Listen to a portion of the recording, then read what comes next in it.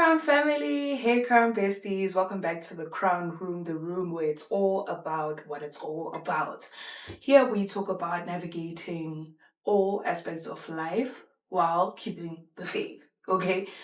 Because one thing about your girl, she doesn't lose her faith regardless of what life throws at her. But we can't necessarily avoid everything that life throws at us.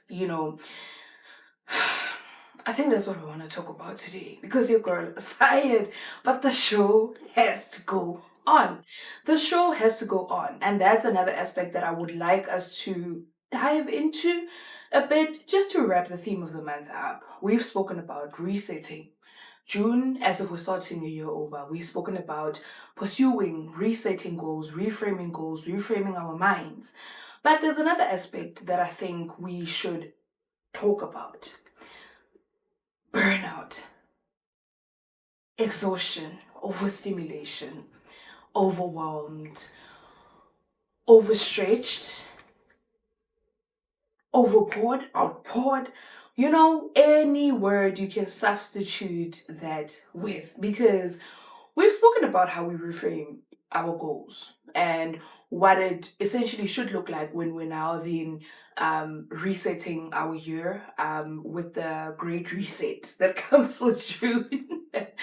But some of us are tired, and that's the honest truth. Some of us are tired. I don't know about y'all. I'm tired. Bestie, I'm exhausted. And with this feeling of exhaustion, you feel like there's nothing more that you can give. You feel that you are out of capacity. You feel that you've poured out and you are running empty. And yes, I do always talk about having a community of people around you that fills in your cup, but there's just that isolation that one tends to put themselves into and frame it as rest, right? That's the first thing I want to talk about because when you start feeling like this, I don't know about you, like I said, I'm talking about myself. When I feel like this, when I feel overstimulated, when I feel overwhelmed, over exhausted, stimulated, if you can combine the word in itself, the first instinct for me is to isolate. And that alone actually contradicts how I always speak about the importance of having a community, being one that always shows up for my friends. If you do not know what I'm talking about, please watch the conversation that I had with Ghost Lady earlier in the year. I'm the friend that will show up regardless of how empty my cup is. But you just reach a point where you just can't anymore. Too much to the point where it even affects everything around you. It even affects how you show up for yourself, how you show up at work, how you show up for your colleagues, how you show up for man, just everything, even in the house. Even everything is a mess. Nah, that is what I want us to talk about today. Okay. If you're still with me, come closer, bestie. We're gonna talk about this one by one, step by step. Let's start here. I genuinely believe in rest. I genuinely believe in rest. We live in such a chaotic world. Let's be honest with that. Let's sit down, think about it, indulge in it, ingest it. We live in such a chaotic world. We live in a world where we are taught that going is what resonates with productiveness. You need to keep waking up early, showing up as much as you can, not even as much as you can, showing up all the damn time.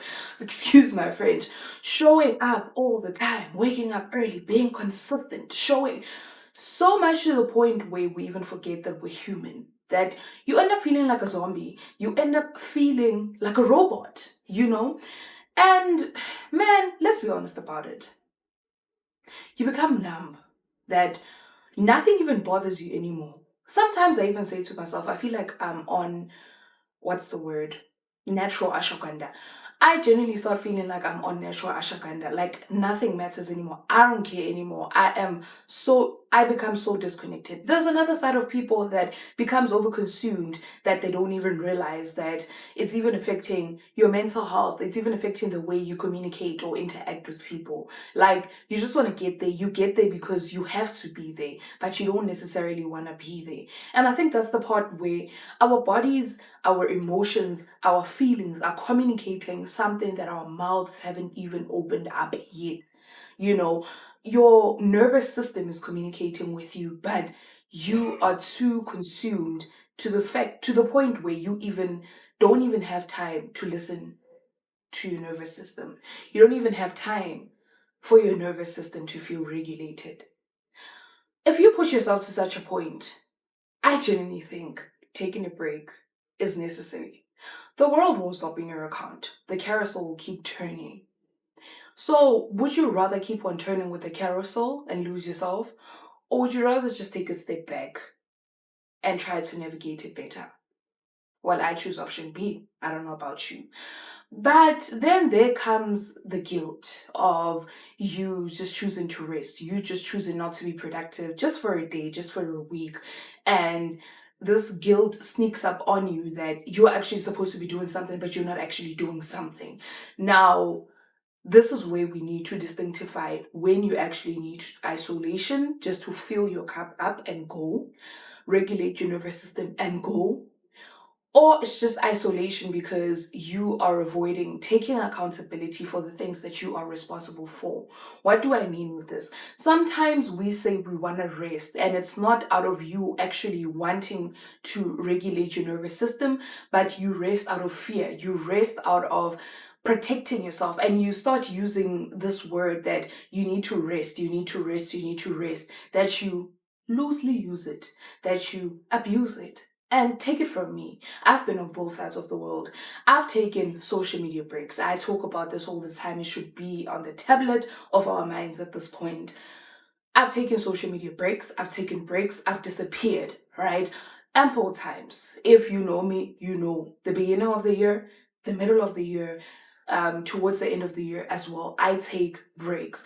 But what I needed to do is to sit down and hold myself accountable. What is the actual reason I'm taking a break? Is it because I'm running away from my responsibilities, or do I actually need a break? So, yes, we're reframing. Yes, we're restarting the year. Yes, we are continuing with our plans. But you can't start on an empty vessel. That's just my point. So, if you need a break to regulate your nervous system, do so. But don't be comfortable in resting so much to the point where you even get overwhelmed by the idea of starting over than actually executing. That's all I have to say about that. Know the difference between when to take a break, when not to take a break. Take responsibility, execute that which you need to, so that you do not end up regretting having not done A, B, C up to Z at the end of the year, thinking that you're protecting yourself or hiding behind the word you're resting, but in fact you were actually ignoring all the things that you were supposed to do. Sometimes ignoring even comes in the form of procrastination. As a chronic procrastinator, believe me, I know what it feels like to delay and procrastinate tasks. Sometimes I even know 6 months before the thing actually happens that I have a deadline of 6 months. But there's just, okay, we need to study the science. You just keep on procrastinating until the week before that deadline has actually happened. That deadline is actually being reached. And when you're trying to execute that deadline, you actually get met with more deadlines. You know, I could easily use that as an excuse to isolate myself and actually not take accountability for the deadlines. I'm guilty of that. I've done that before. I've ran away from taking responsibility of the things that I was supposed to do when I was supposed to do them. This is not just me talking about work demands. This is not me just talking about family demands. I'm also talking about the crown room. I have had deadlines that I've not met. We won't go in depth about that. It's just an example to show you that it's so important to take responsibility, to take accountability, you know. In the same breath of restarting, reframing our minds, reframing our goals, let's also start taking accountability for when rest is actually needed and when you actually need to start in action.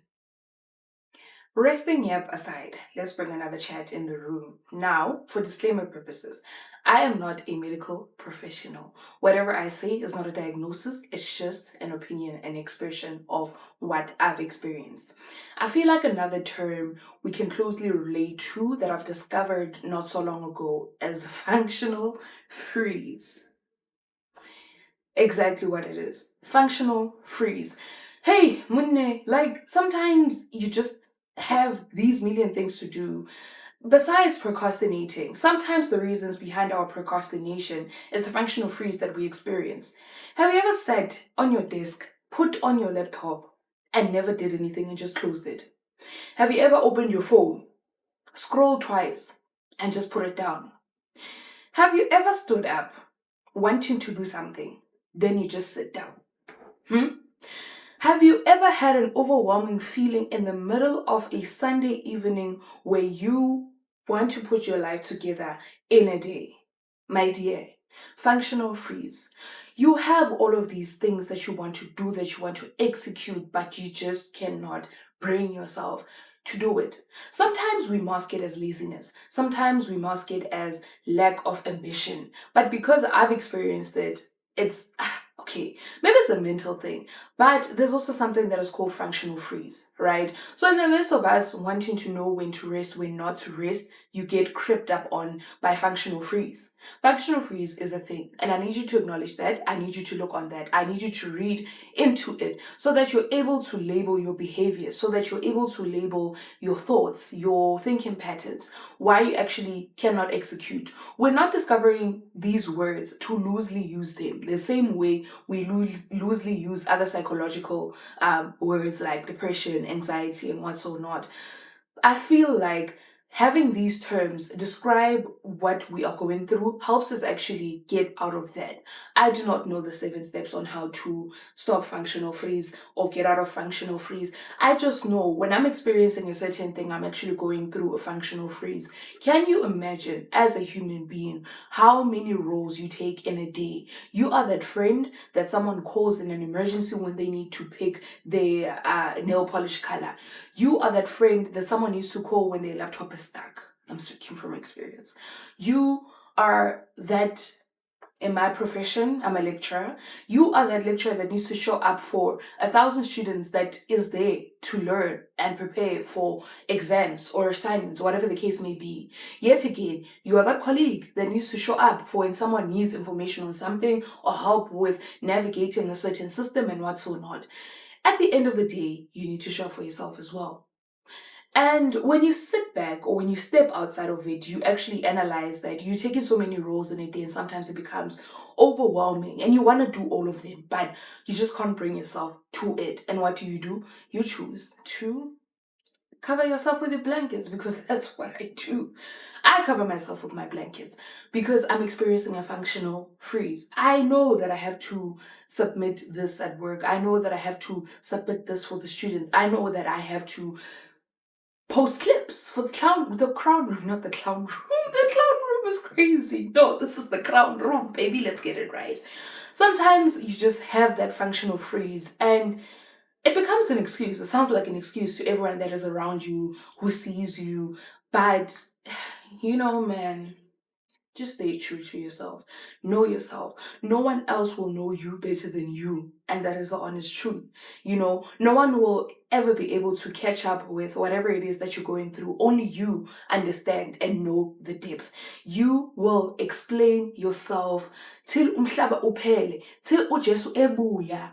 You will explain yourself. But if people choose to misunderstand you, sometimes they don't choose to misunderstand you. They actually misunderstand you. Sometimes it sounds like you're giving excuses, but You know the depth of what you're carrying. You know the depth of what you're going through. I'm just saying, don't be comfortable in it. Yes, you know that you're experiencing a functional freeze. Find healthy ways to navigate around it, right? If it's doing a certain task on a certain day, then go for it. I, for one, have been a person who's never believed in having mind maps or notes don't that keeps me accountable. On Monday I do this, Tuesday I do this. But because I was experiencing so much functional freeze, I needed to snap out of it to the point where I actually had to set out my week and have daily tasks that on Monday I'm showing up as this person that does this. On Tuesday I'm showing up in this aspect, I do this. On Wednesday and so forth. More than anything, I'll communicate with my friends, because in as much as it fills me, it fills my cup, or it satisfies me, or gives me instant gratification, showing up for my friends. I can't show up for my friends when I have nothing to offer, because then you're just giving remote response. You're literally just giving generic responses. You're literally just interacting, but you're not really there. You're not really present. So in that time and moment, I just really let them know, cut the show. The best way for me to just, deal and execute these tasks that I'm overwhelmed with is actually just cutting out social media world, because you end up doom scrolling. Let's start there. You end up doom scrolling. Time is going. You look at the time. It's 13 minutes past 7. You were supposed to do something. You end up saying, I'll do it at 8. You blink, it's 1 a.m. and you haven't done anything. Now at 2 a.m. you have this sudden urge to do everything, but you actually have to wake up at 5 a.m. to go to work. This is where a toxic relationship with yourself starts, because no one else will hold you accountable. You will struggle to take accountability if you don't hold yourself accountable. Accountability starts with yourself. Accountability does not start with those around you. It's so easy for me to text my friend and say, wake me up at 5 a.m. But if I choose not to actually wake up at 5 a.m., then I won't wake up at 5 a.m. Even if all of my contacts call me at 5 a.m. I will make a decision to put my phone on D&D, put it on silent, so that I don't get that call. So accountability starts with yourself. We know that we're experiencing a functional freeze, but the world doesn't stop and the carousel never stops turning. We need to show up as best as we possibly can. So if it means isolating yourself, but not completely isolating yourself, then do that. I've done that. I show up where I need to show up, and where I don't need to show up, I actually just take a step back. And that's the chat. My chommy, just when you start executing, we're not done. An imposter steps in. Yes, an imposter. This is what we call imposter syndrome. You are over the functional freeze and you're executing. Suddenly, when you're executing, there's this voice that comes up that maybe you're not doing enough, maybe you're not showing up enough. Guys, let's talk about it. We are dealing with KPIs. We want to be noticed as the best, not just at work, but in our friendships, in church. Let's be honest. So no some fun is but let's be honest. Let's be honest. We want to be the best. We want to be seen as the best, because this is the system that we're living in. This is the system that we're operating under. You need to overperform. You need to overshow. You need to overstretch yourself. You need to, but there's this voice that keeps on coming to you that maybe you're not qualified enough to be in this room. You become conscious when you step in a room and it's big people, big qualifications. You're having conversations where you realize that maybe you're not so knowledgeable in this. And that's where you start becoming overly conscious that you feel small, you belittle yourself. Listen, no one's belittling you. It's you and the voice in your head. Now you start belittling yourself that you're not doing enough, you're not showing up enough. And this is what also actually pushes one to experiencing a burnout. I'm being honest. This is actually what pushes one to be experiencing exhaustion, overwhelmed. You sleep for 3 hours. You're tired. But because of the voice in your head that says you're not enough, you keep on showing up even when you don't have the strength to show up anymore. Let's talk about that. Let's deal with imposter syndrome. Let's deal with the functional freeze. Let's deal with our seasons of isolation. I think we'll be good to go. When we reset the year, we're not resetting it because we want to execute just goals, but the aim is for us to completely feel fulfilled, man, at the end of the year, or at the end of however term, because some of us don't measure by a year or what you did up until December. Some of us measure by quarters, some of us measure by weeks, some of us measure by days. Whichever system that you put for yourself, let it work for you and not against you. Let it work in your favor and not, the other way around. That's all. How do we overcome imposter syndrome? You need to remember that keynote speakers didn't just start by stepping on big stages. How many times did they have to rehearse their speeches in the mirror? How many times did they have to, for all we know, they could be speaking to dolls. For all we know, they could be speaking to their pillows or their appliances in their house. But until you notice that you don't need motivation. You've watched too many motivation videos. You have doom scrolled the motivation out in you, told me. Let's stop doom scrolling motivation videos. Let's stop sabawelling on people's Instagrams. Let's stop copying and pasting people's prayers because they seem to be living an aesthetically pleasing life. Stop lying to yourself. Being ready is not a feeling, it's an execution. If it means for me one post a week, one post every 2 weeks, just like usually operate in the crown room, then if that's what I can offer for then that's it. If it means that I do one paragraph at a time, one email at a time, even an author themselves didn't just start by writing the entire book, they started paragraph by paragraph. For all we know, these people who release books actually took 3 years. Even when you read the is a prefaces or whatever you call it, they do tell you they took a while. Even when you watch where they get interviewed on how long they actually took to write the book, they would tell you how they failed time and time and time and time and time again. Well, you know what? This is more of a chat for myself than it is for everyone else. But I'm just thinking out loud and I'm just saying it out loud so that everyone else who needs to hear this can actually hear this. If you get what I'm saying. Let's stop with the imposter syndrome. Let's find ways to navigate around imposter syndrome. As a perfectionist, trust me, I know how it feels. As an overperformer, trust me, I know how it feels. As someone who gets instant gratification by getting, what's the word, validation from those around you. If no one notices that you did this, then it doesn't matter. That you even forget to celebrate your small wins, the smallest wins. Sometimes I even sit by myself and I look at the things that I have attained. I look at the achievements that I have, the certifications that I have, how someone within the organization could just send me a message appreciating this, how I show up in being able to mentor someone that has a better qualification than me. We don't stop and actually appreciate and acknowledge that we are actually capable, we are actually able to show up in spaces where we could never imagine. And even though I'm not where I want to be, you need to acknowledge that you're not where you were. You might still not have that 8.5R. I want that 8.5R. But for the mere fact that I'm still able to have bread on the table, for the mere fact that I'm able to butter my bread, for the mere fact that I am able to live an independent life, that should mean something. I can just wake up tomorrow and just feel like buying takeout without, I hope you get what I'm saying because now I don't want to yap and yap and yap and yap, but I'm not actually getting to the point. The point is, let's also start acknowledging the littlest things. The fact that you were able to it's not even about what you have materialistically, but also what you have in your spirit and your soul and what you're carrying. The fact that you're able to give advice to that 40-year-old colleague of yours. The fact that people find comfort in having conversations with you.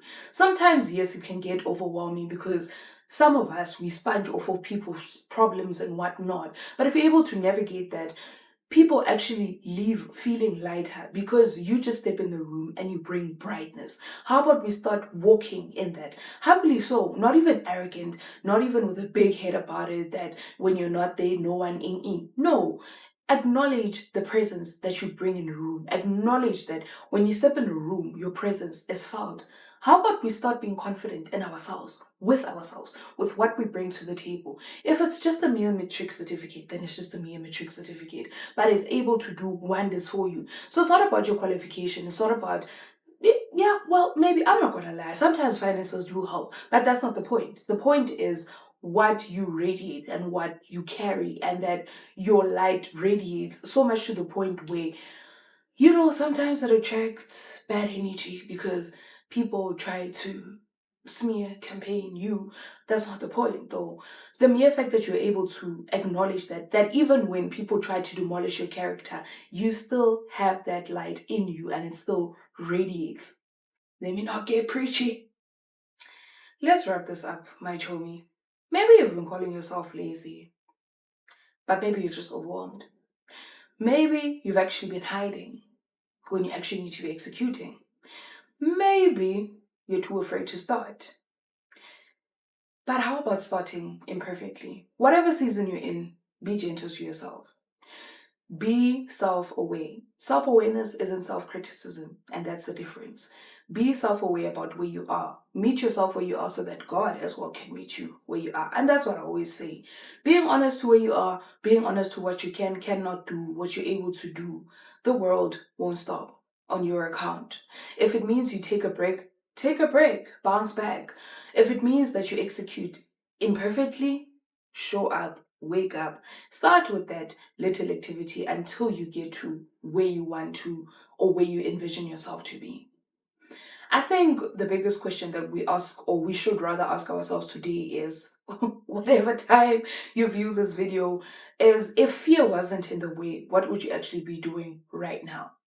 You know, we have examples of people who have been in this industry, who have been in the cycle of living, and it's worked out for them. What's stopping you? You know, you actually don't have anything to lose if you apply for that job that wants a master's qualification and you just have a matric certificate. You don't have anything to lose. Ngicabanga isidima. Sometimes isidima aside, man. Take those opportunities. Take that leap. Listen, this is not a motivational video in somewhat form.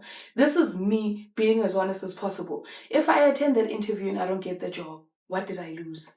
Maybe a little bit. I'm a little bit disappointed. But I didn't lose anything. I'm still alive. I still have oxygen in my lungs.